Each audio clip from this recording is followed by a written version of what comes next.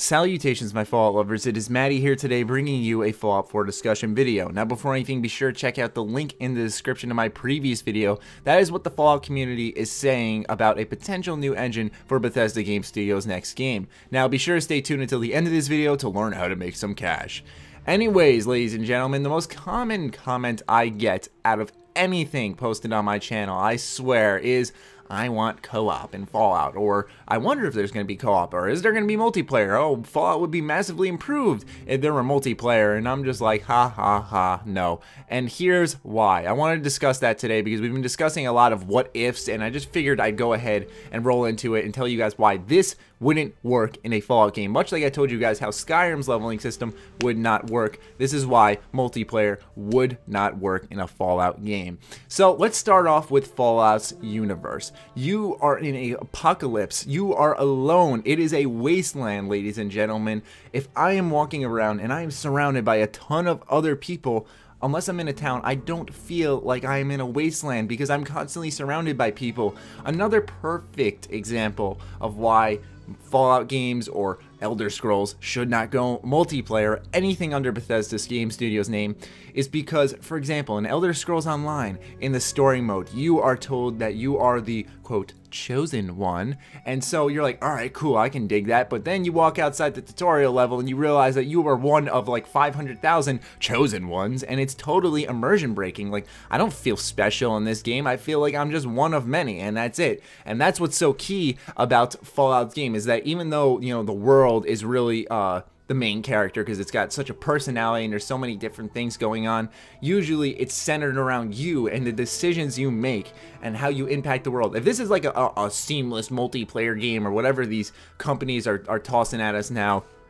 you know, ladies and gentlemen, you're not going to be able to make these core decisions that are going to change the world like they do in any other Fallout game, because it's going to be trying to adapt to all the stuff happening in the multiplayer segment of the game, which God knows what that could be. Some people argue, though, that one other person in your game in co-op wouldn't be that bad, and to that I just say, you know, it isn't necessary. That's the thing. Would that further the Fallout experience? Some people argue that I can't get into games unless I'm playing them with my friends. Well then, honestly, you shouldn't be playing Fallout games if you ask me.